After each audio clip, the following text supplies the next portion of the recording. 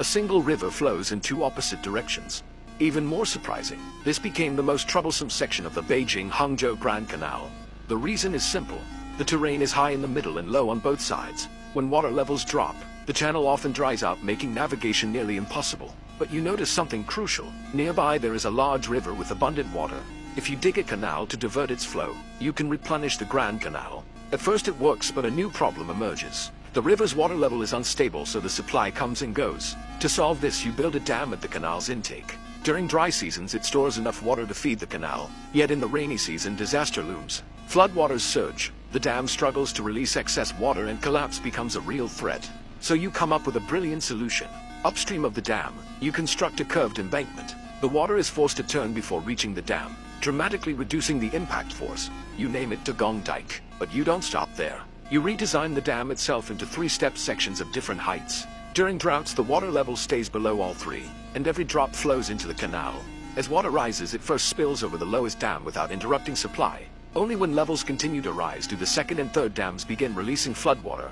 You name them the Rolling Water Dam, the Diamond Dam, and the Exquisite Dam. Still, extreme floods remain a concern, so you carve out a secondary spillway beside the dam, slightly higher than the highest section. Any excess water can bypass the dam entirely and flow safely downstream. Congratulations, you have just invented the Daikin Dam. But the challenges aren't over.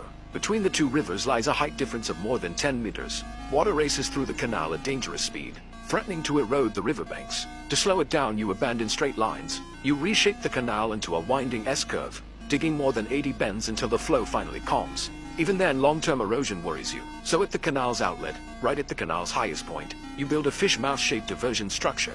Here, the water splits perfectly. 7 pods flow north toward the capital.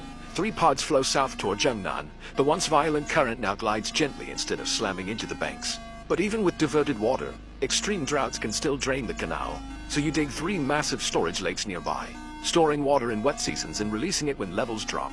Finally, there's one last obstacle. This central high point sits over 30 meters higher than the canal's lowest sections. Without help, ships could never pass. Your solution: 38 canal locks. When a ship enters a locked chamber, you close the downstream gate, block the upstream flow, and release water from nearby reservoirs. Once the water rises to the proper level, the next gate opens. Step by step, ships climb and descend the canal with ease. Congratulations once again. You have created the Nanwang Water Diversion Hub. Together, Daikin Dam for intake, Nanwang Hub for distribution. This ingenious system kept the Grand Canal flowing uninterrupted for over 500 years. And remarkably, parts of it are still in use today.